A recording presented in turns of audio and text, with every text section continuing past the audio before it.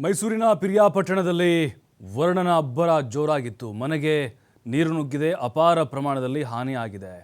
ತಗ್ಗು ಪ್ರದೇಶಗಳಲ್ಲಿನ ಮನೆಗಳಿಗೆ ಮಳೆ ನೀರು ನುಗ್ಗಿದೆ.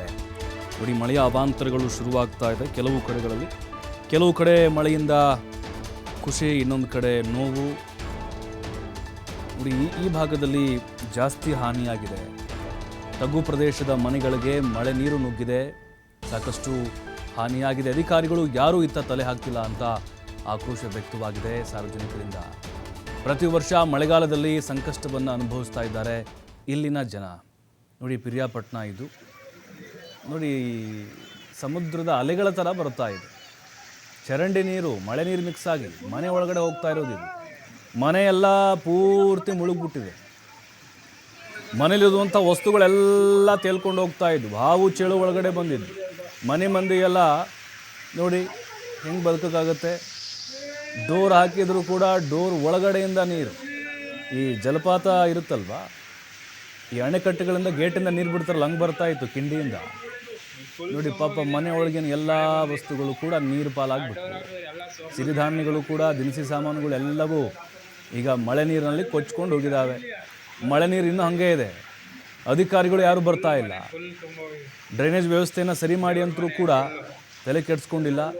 ನೋಡಿ, ಮನೆ ಅನ್ನುವಂಥದ್ದು ಕೆರೆಯಾಗಿ ಮಾರ್ಪಾಡಾಗಿದೆ. ಪ್ರತಿ ಬಾರಿ ಕೂಡ ಹೀಗೆ ಆಗುತ್ತಂತೆ. ಆ ಪ್ರದೇಶದಲ್ಲಿ ಮಳೆ ಬಂದರೆ ತಗ್ಗು ಪ್ರದೇಶದ ಮನೆಗಳಿಗೆ ನೀರು ನುಗ್ಗಿ ಸಾಕಷ್ಟು ರೀತಿಯಾದಂಥ ಅವಾಂತರಗಳಾಗಿದೆ. ನಿನ್ನೆ ಸುರಿದಂಥ ಒಂದೇ ಒಂದು ಮಳೆಗೆ. ಇನ್ನು ಮಳೆಗಾಲದಲ್ಲಿ ಅವ್ರ ಕತೆ ನೆನೆಸ್ಕೊಂಡ್ರೆ ಅಯ್ಯೋ ಅನಿಸುತ್ತೆ ನಮಗೆ. ನೋಡಿ, ಫಾಲ್ಸ್ ಥರ ನೀರು ಬರ್ತಾ ಇದೆ. ಬಹುತೇಕವಾಗಿ ಎಲ್ಲ ಮನೆಗಳಿಗೂ ಇದೇ ಪರಿಸ್ಥಿತಿ.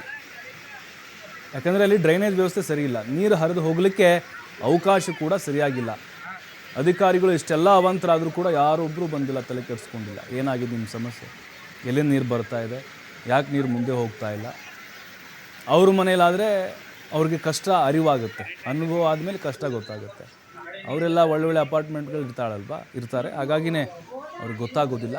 ಬಟ್ ಜನಸಾಮಾನ್ಯರು ಮಾತ್ರ ಆಕ್ರೋಶ ಹೊರ ಹಾಕ್ತಾ ಇದ್ರು. ನಿವಾಸಿಗಳೆಲ್ಲ ಆಚೆ ಬಂದು ಕಿಡಿಕಾರ್ತಾ ಇದ್ರು.